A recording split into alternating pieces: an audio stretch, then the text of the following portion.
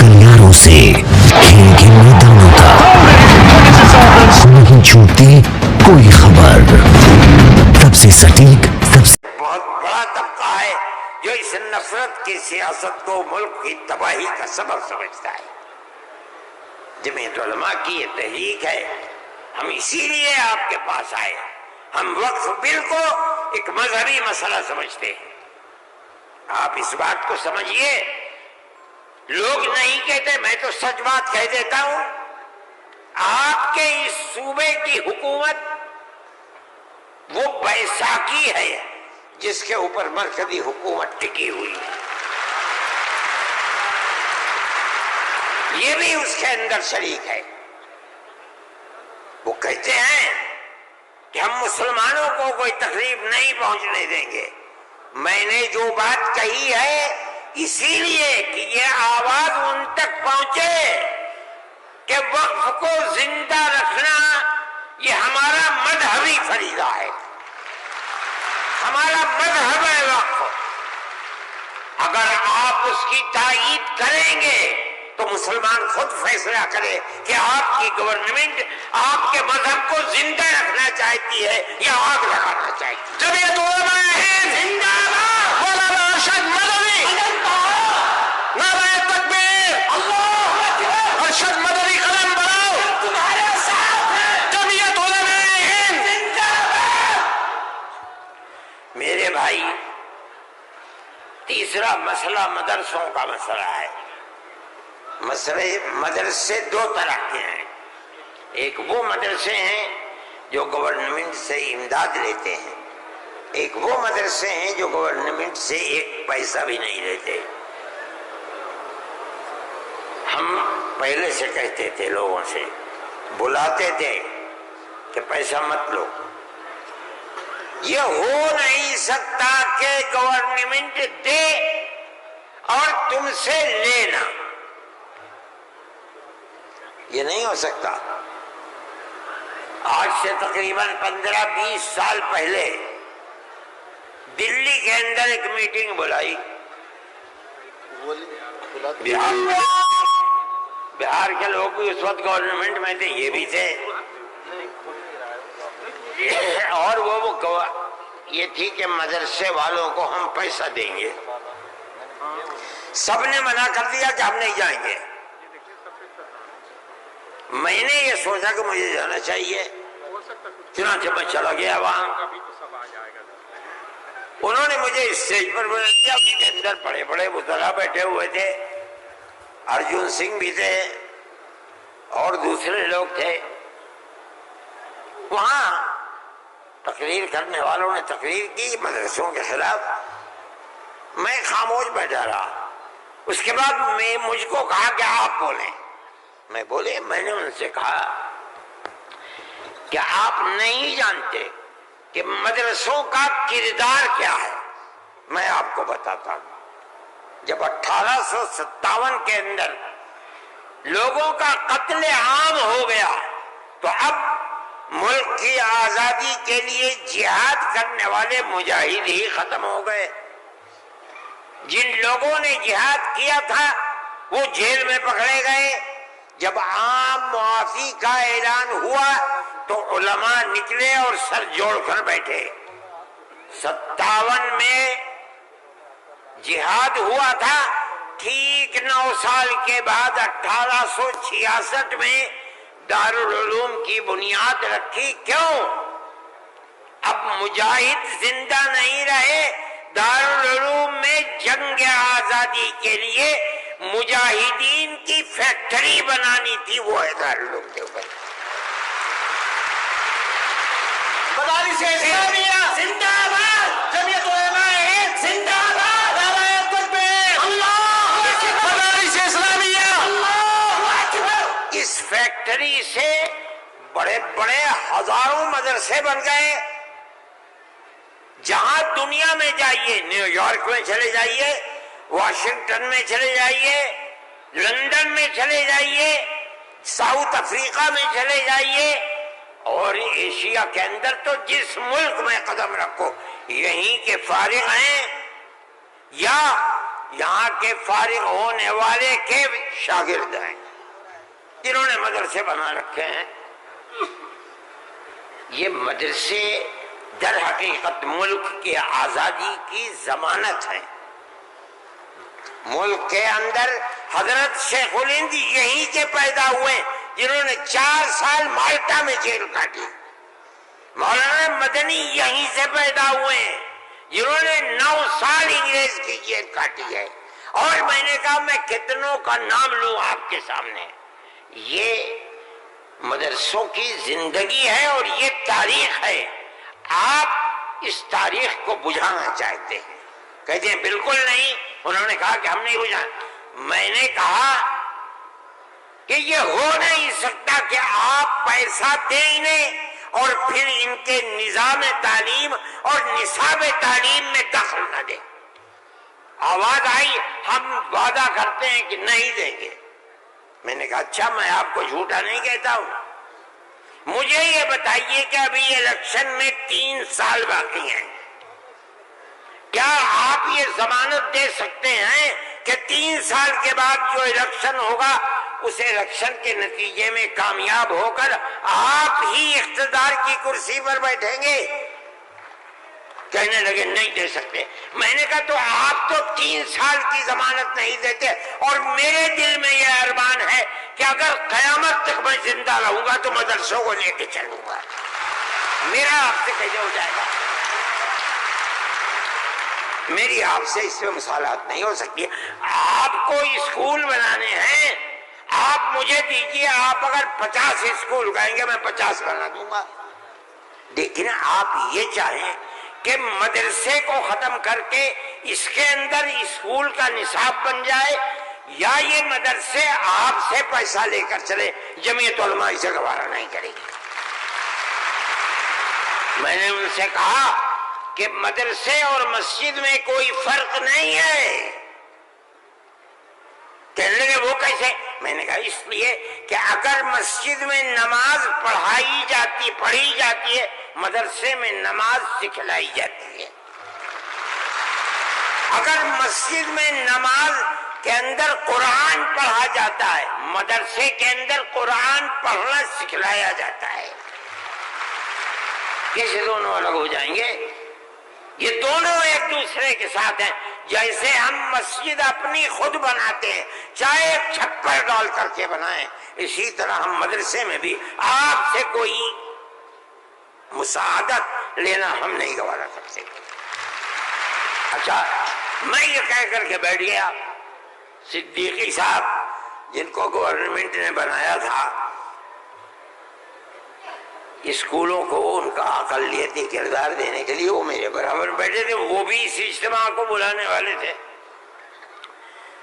اس کے بعد ایک اور صاحب کھڑے ہوئے میرے بعد، انہوں نے پہلے سے یہ کہا کہ مجھے بڑا افسوس ہے کہ آپ نے ارشد کے بعد مجھے بلا لیا، کچھ وقفے کے بعد بلاتے۔ انہوں نے تقریر، اور جیسے انہوں نے کہا، میں نے اس پر یہ کہا کہ میرے اندر یہ طاقت ہے، آپ جو فرمائیں گے میں اسے قبول کروں گا، خاموش، میں کوئی اس کی تردید نہیں کروں گا، اس لیے آپ فرمائیے۔ جیسے انہوں نے کہا کہ مدرسوں کا کردار کمزور ہو گیا، وہ تو مجمع جو صبح سے کھڑے ہو گئے، خبیث ہے، اتار دو، پھینک دو، نکال دو اس کو یہاں سے۔ جب آگ لگنے لگی تو میں نے صدیقی صاحب سے کہا، صدیقی صاحب میں تو جا رہا ہوں۔ صدیقی صاحب نے مجھے پکڑے، بھائی خدا کے لیے بیٹھ جاؤ، یہ مجمع ہمارے قابو میں نہیں آئے گا۔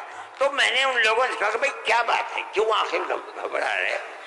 ایک بات ہے، آپ کی مرضی کے مطابق ہے، آپ قبول کیجئے، نہ مرضی کے مطابق ہے آپ نہ قبول، لیکن اس اجلاس کے اندر یہاں کیوں شور بچاتے ہو؟ خیر وہ لوگ بیٹھ گئے۔ جب ہو گیا تو میں اٹھ کے بھاگ گیا۔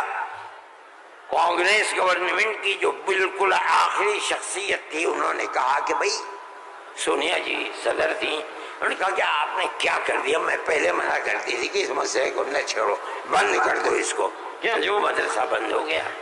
آج بھی یہی مصیبت تھی، ان مدرسوں کے خلاف ابتدا میں جو امداد نہیں لیتے تھے کوئی نہیں بولتا تھا، اس لیے کہ جب تمہارا کھایا نہیں ہے تو تم ہم سے پوچھ کیوں سکتے ہو؟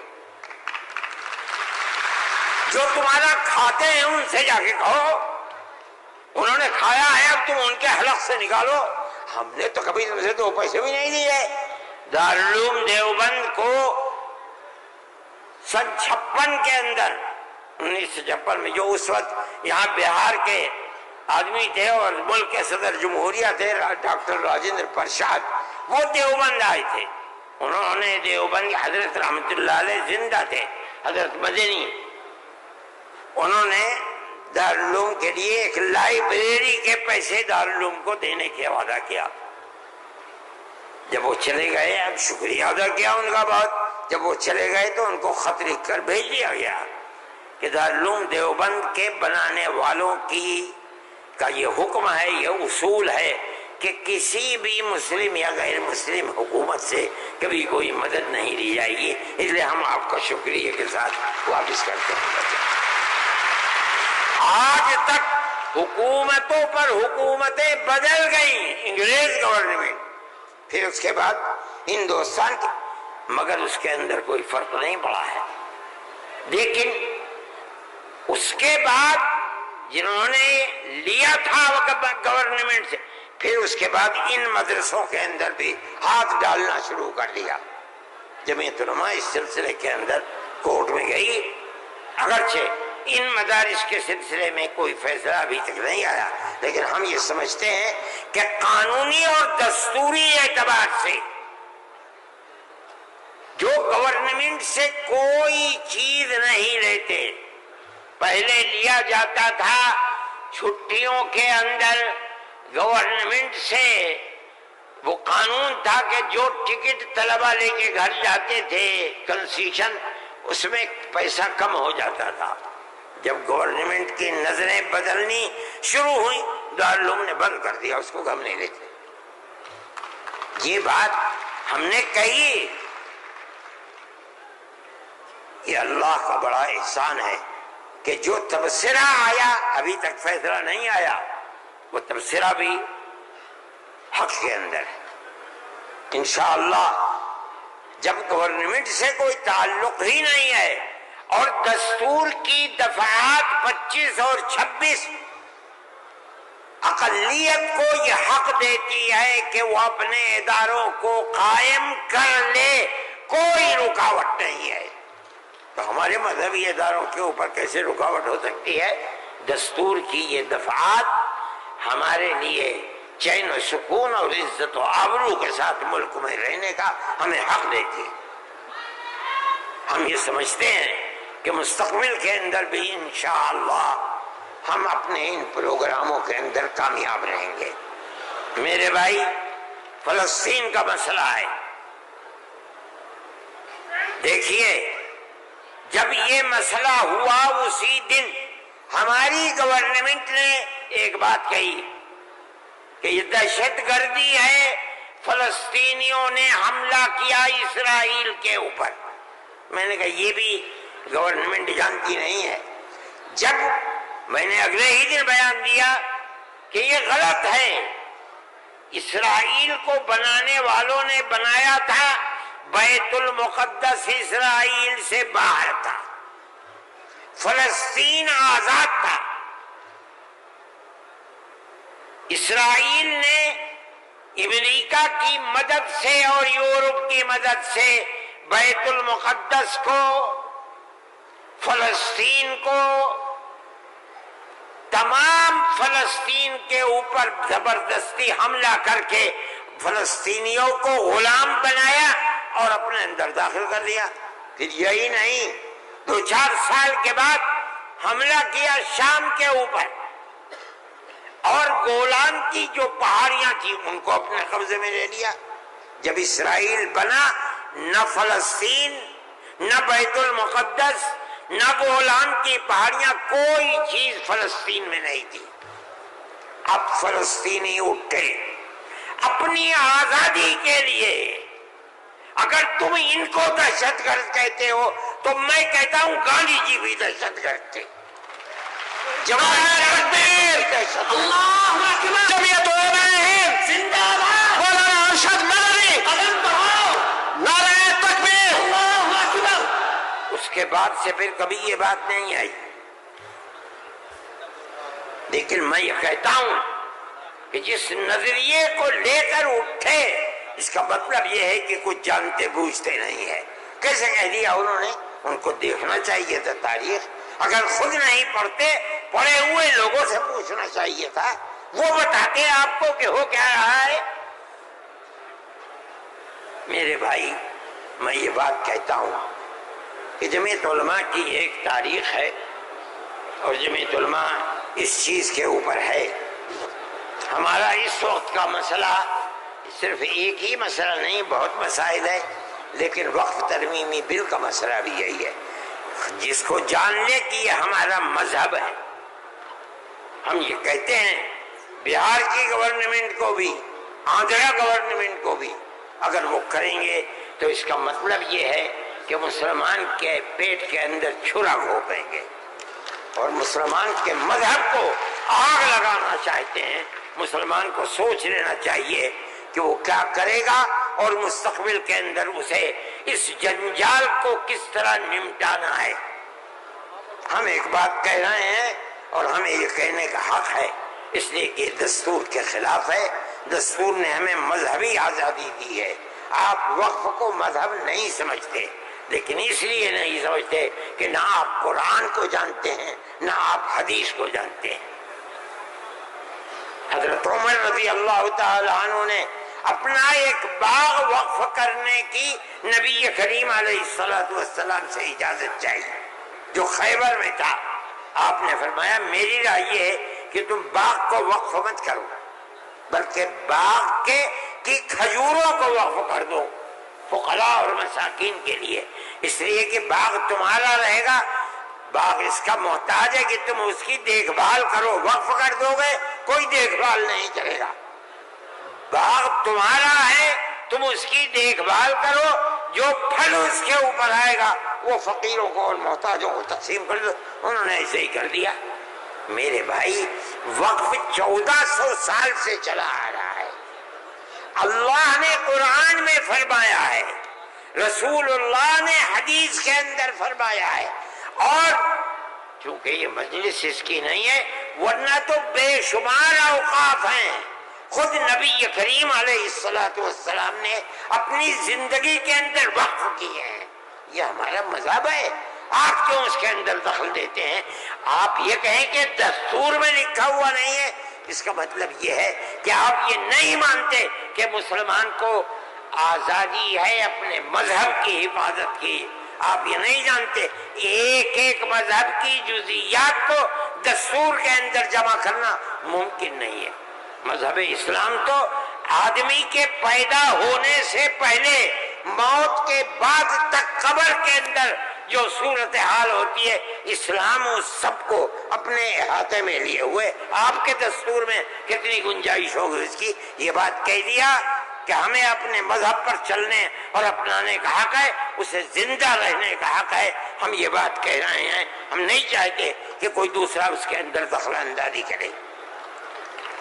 میرے بھائی میں نے یہ بات کہی اور میں نہیں سمجھتا ہوں کہ اس سے زائد مجھے کوئی بات کہنی چاہیے. اس لیے میں آپ حضرات سے کہ تشریف آوری کا شکریہ ادا کرتا ہوں. میں اس ہال کے اندر 1-2 مرتبہ پہلے بھی آ چکا ہوں، مگر میں نے کبھی مسلمانوں کا اتنا بڑا مجمع یہاں نہیں دیکھا.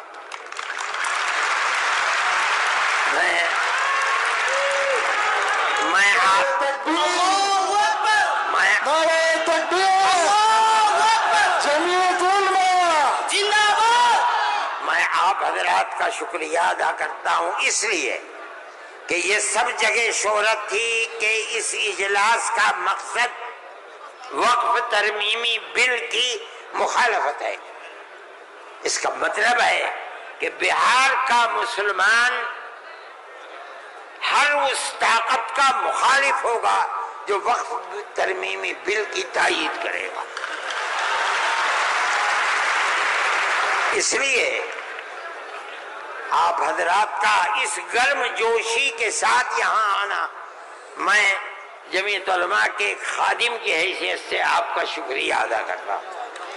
اللہ آپ کو خوش رکھے، خیر و عافیت کے ساتھ رکھے، آپ اپنے مذہب کو سینے سے لگائے ہوئے زندہ رہیں اور مذہب کو خدا کرے زندہ رکھے۔ میں آپ سب حضرات کا شکر گزار ہوں، جو لوگ باہر سے آئے ہیں میں ان کا بھی شکریہ ادا کرتا ہوں۔ جن لوگوں نے پٹنے کے رہنے والوں نے، قادری صاحب کے صاحبزادے اور جمعیت علماء کے ورکرز جو یہاں کے ہیں یا باہر کے رہنے والے ہیں پٹنے کے علاوہ کے، جن لوگوں نے کوشش کی ہے، جمعیت علماء کے دل میں اس کی بڑی قدر ہے، اللہ تعالیٰ ان کی کوششوں کو قبول فرمائے اور حکومت کو کسی بھی ایسے کام سے جو صوبے کے اندر یا ملک کے اندر مسلمانوں کی دل آزاری کا سبب بنے اس سے باز رکھے، اور خدا کرے کہ اس ملک کے اندر امن و امان، پیار و محبت مذہب سے اوپر اٹھ کر ہندو اور مسلمان سب مل جل کر اپنی پرانی تاریخ کو یاد کریں اور زندہ کریں۔ مسلمان اور ہندو گاؤں در گاؤں آج سے نہیں 1300 سال سے رہتا چلا آ رہا ہے، کہیں تو کوئی جھگڑا نہیں ہے۔ آج کون سی ملک کے اوپر آفت ہے کہ آگ لگانے ہی کے اوپر سیاست کی بنیاد رکھی ہوئی ہے؟ ہم اس کے مخالف ہیں، ہم اس کو پسند نہیں کرتے ہیں۔ ملک ہمارا ہے، ہم ملک کے اندر امن و امان کو چاہتے ہیں، پیار و محبت کو چاہتے ہیں۔ جس طرح ہندو کا حق ہے مسلمان کا بھی حق ہے، ایک دوسرے کے ساتھ پیار و محبت کرنی چاہیے۔ میں ہر مسلمان سے کہتا ہوں،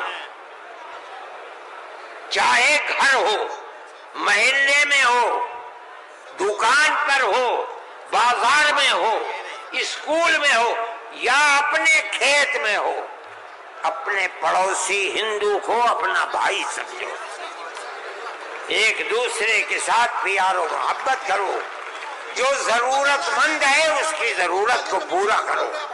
تمہارا یہ عمل تمہارا مذہبی عمل ہے، یاد رکھنا۔ یہ نہیں کہ میں کہہ رہا ہوں، جمعیت علماء کا نہیں، قرآن و حدیث یہی کہتا ہے۔ اس لیے آپ اپنی اس محبت بھری زندگی کو دنیا کے سامنے پیش کریں۔ میں ارباب مدارس سے بھی کہتا ہوں، وہ جہاں جائیں، جہاں رہیں، جہاں مدرسہ چلائیں، ایک دوسرے کے ساتھ الجھ ہندو مسلمان کو قریب کرنے کی اپنی تحریک کو زندگی عطا فرمائیں، جو آپ کی تحریک نہیں ہے، اسلام کی دی ہوئی تحریک ہے۔ اللہ ملک کے اندر امن و امان کو قائم رکھے، پیار و محبت کو زندگی عطا فرمائے۔ میں ڈاکٹر صاحب، صدر صاحب، جنرل سیکریٹری صاحب بہار، ان سب کا تہہ دل سے شکریہ ادا کرتا ہوں۔ اللہ ان کی کوششوں کو کامیاب فرمائے اور اس اجتماع کو اپنے مقاصد کے اندر کامیابی عطا فرمائے۔ وصلی اللہ تعالی علی خیر خلقہ سیدنا اللہم انا نشہد